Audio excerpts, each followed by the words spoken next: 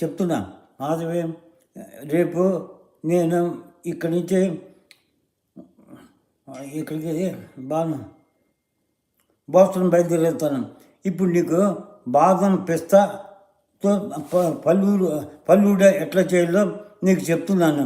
అది చక్కగా చేసుకో, హాయిగా తినండి, ఆరోగ్యంగా ఉండండి.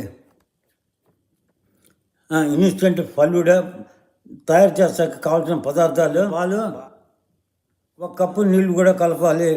ఈ నీళ్ళని పాలలో కలిపి పొయ్యి మీద పెట్టి మరిగించాలి. ఇప్పుడు పొయ్యి మీద పాలు మరిగిస్తున్నాను. పాలలో ఇన్స్టెంట్ ఈ పౌడర్ వేసి 10 నిమిషాలు మరిగించి అప్పుడు దించాలి. బాగా కలుపుతూ మరిగించాలి.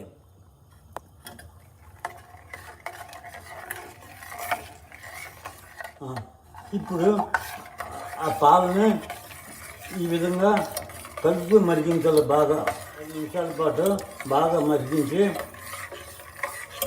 దాన్ని పొయ్యి కట్టేసి దాన్ని చల్లార్చాలి. చల్లారిన తర్వాత అది ఫ్రిడ్జ్లో పెట్టుకోవాలి. అప్పుడు తర్వాత చక్కగా ఆరగించాలి.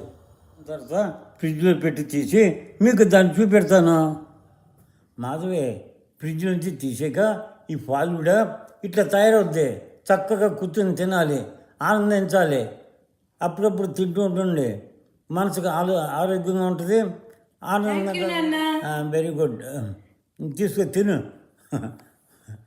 Thank you for the delicious falooda తాతయ్య. It's an yummy dessert.